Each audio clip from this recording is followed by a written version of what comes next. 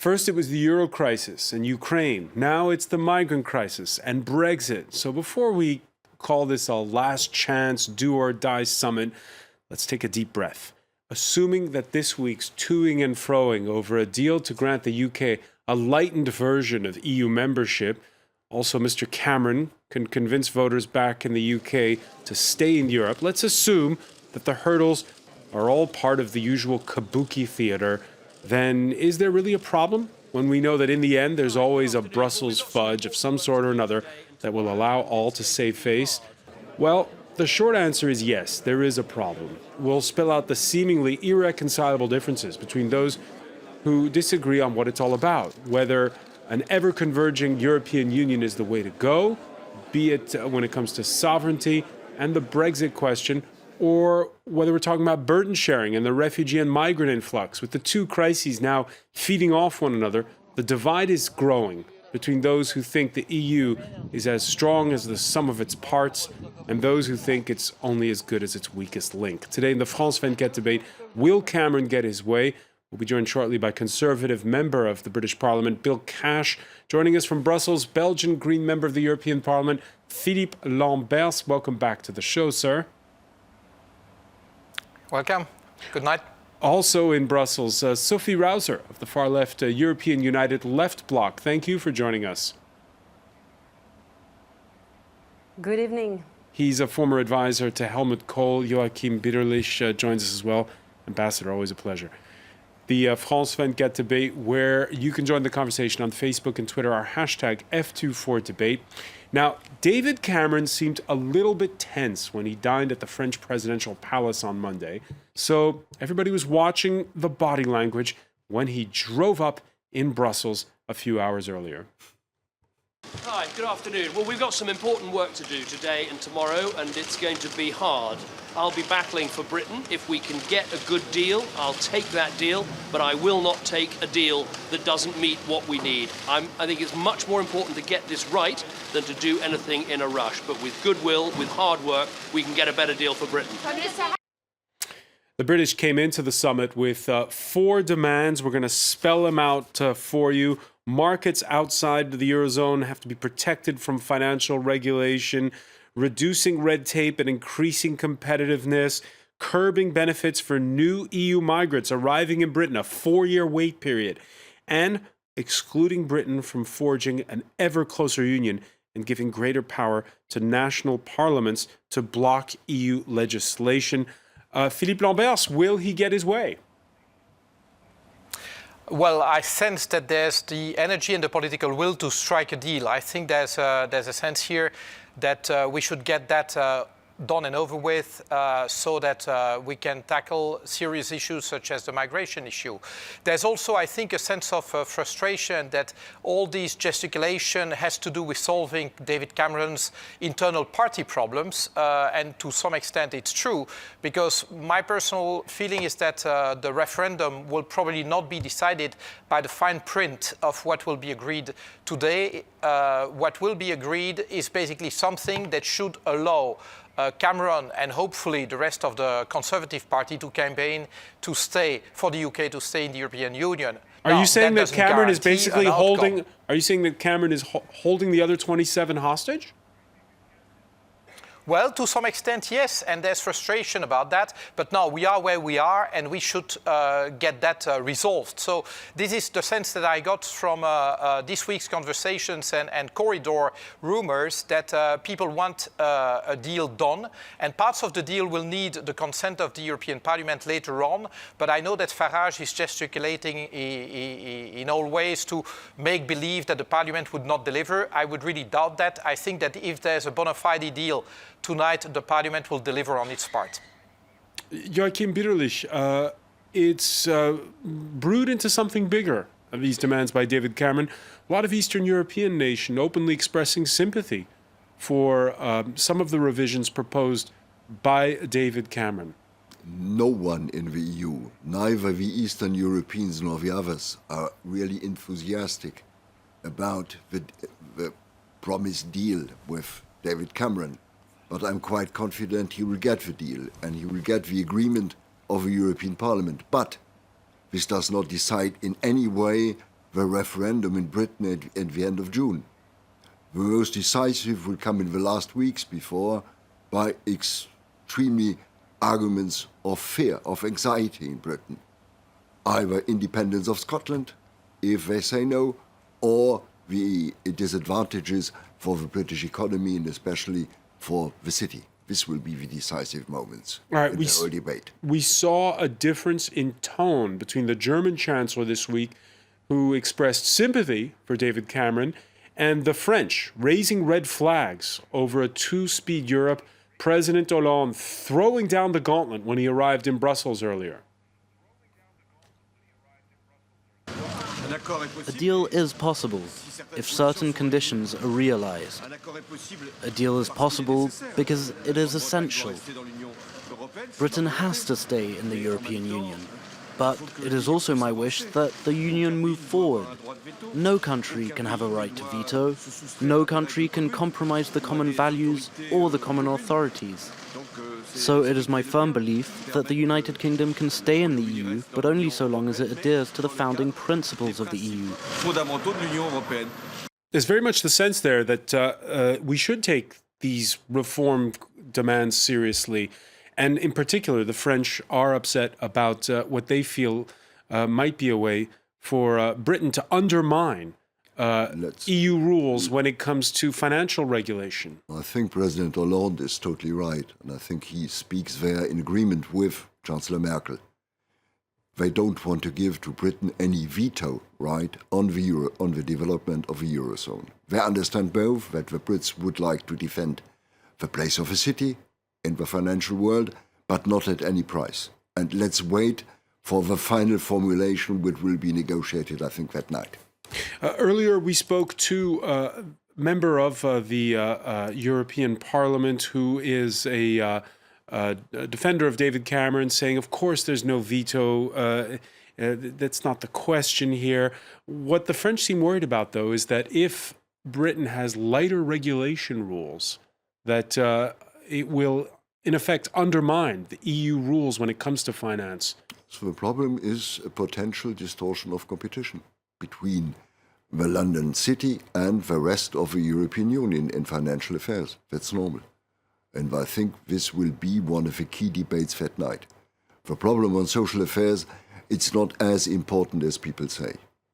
When you look at what's going on, a 4 years exceptional period. At the 4-year same time, wait for benefits for migrants from inside the this EU? is one side, and especially what they call the emergency clause, which had always been existing in EU regulations, and especially the idea of the Brits that, for example, Polish workers who are working in Britain will not get the same child allowances for their children if they remain in Poland.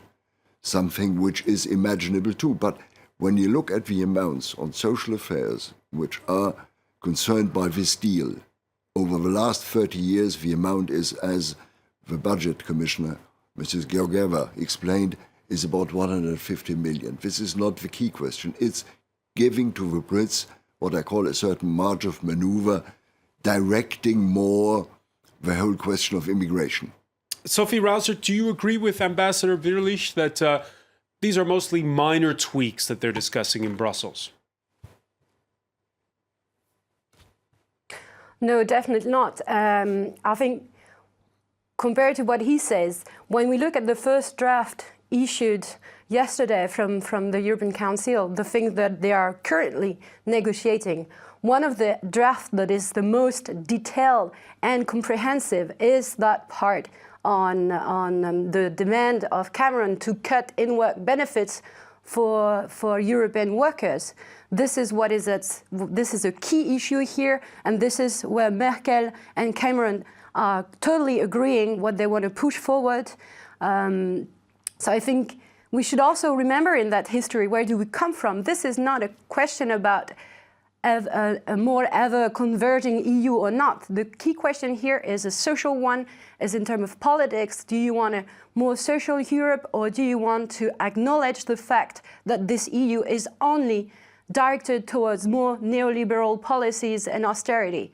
To have a very concrete example, do you remember when we were looking at the discussions in the Council for the Greek demands, the new government of Greece only had to say yes to the memorandum. It was not possible to have any discussion. But for Merkel and Cameron, for the UK case, there's room for maneuver there. We can find some agreements and compromise and make some arrangements. We find this new way of an intergovernmental agreement in order not to change the treaties, which is a very Pandora box, and we don't want to ask people's opinion, people of Europe opinion.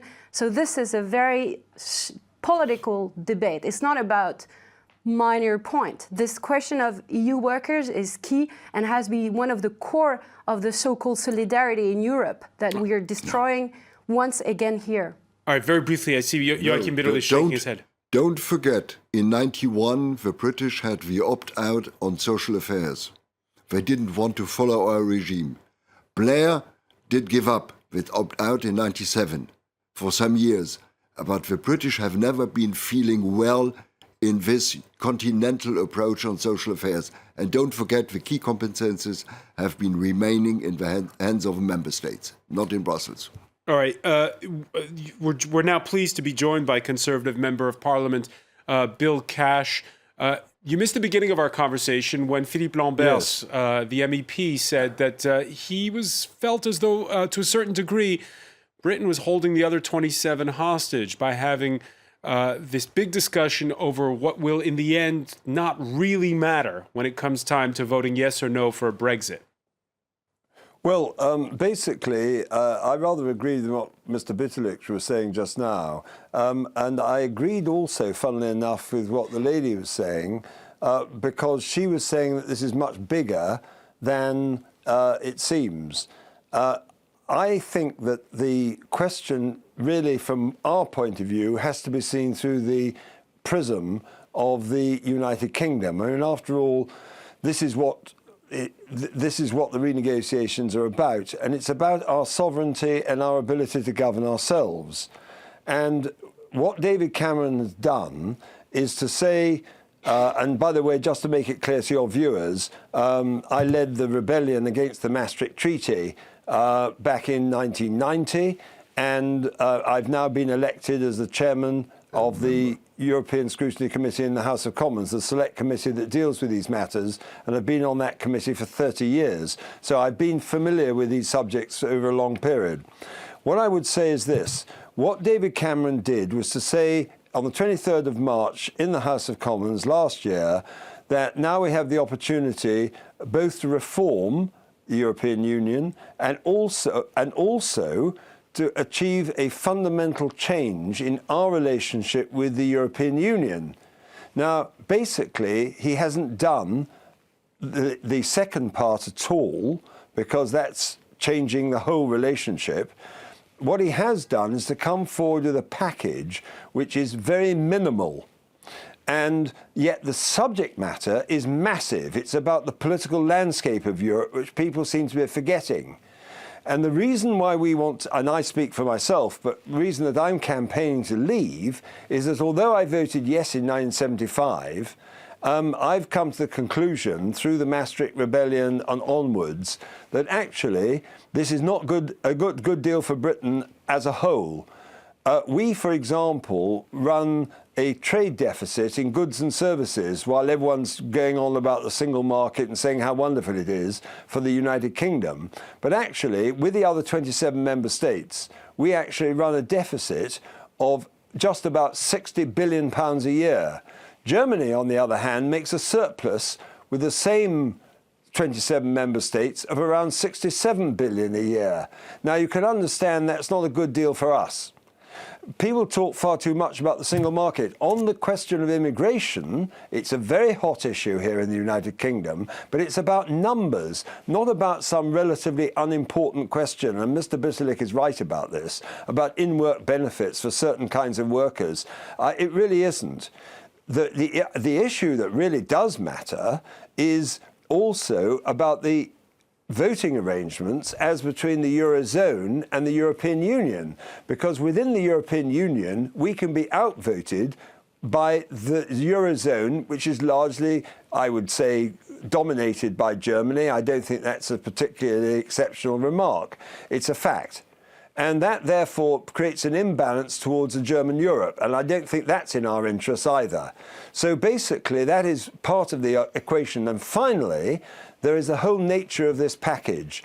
Mr. Cameron has been telling us repeatedly that this is legally binding and irreversible.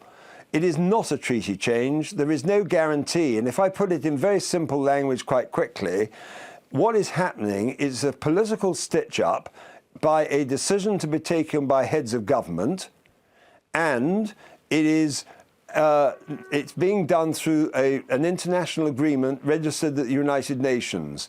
There is no treaty change before the referendum takes place. And it's rather like somebody selling a shiny car without an engine in it, and which is by a post-dated check with a dud guarantee. That's the way we view it. All right, so in other words, no matter what happens in Brussels, it's not going to change your mind. You'll still be voting for Brexit. Remarks coming in, this one from someone who agrees with you on Twitter. Yes, Cameron will get his way, but the UK people will get their way without a deal. We want out. The EU is done with. Philippe Lamberts, are you convinced that what's going on in Brussels is more than just window dressing right now? Well, as I said earlier, I think that what the European leaders are trying to do is to give Cameron enough ammunition for him to, well, unite as much as he can his party to campaign for the UK staying in the European Union. Now, as MP Cash showed, well, a number of people are basically not interested with what is being negotiated tonight. They have already forged up their opinion. And indeed, I agree with Mr. Bitterlich that it is a campaign that will determine the outcome rather than what will be obtained in the deal. That said, I would disagree with MP Cash when he says, well, basically, the Eurozone member states have a majority in the Council. Yes, that's fact. But I'm not sure that you are reducing the influence of Germany by withdrawing the United Kingdom. I think that's the exact opposite that is happening. I believe in a I believe in a multi-centric Europe, and as a Belgian, I can tell you that I'd rather have the UK on board because, yes, you are right that the Eurozone debate is pretty much determined in Berlin.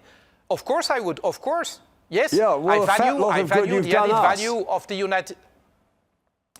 I mean, and about your trade deficit, I'm not sure that being out of the single market would help you increase your trade balance, well, improve your trade balance, because basically what that says is that the competitiveness of the United Kingdom is probably not good enough.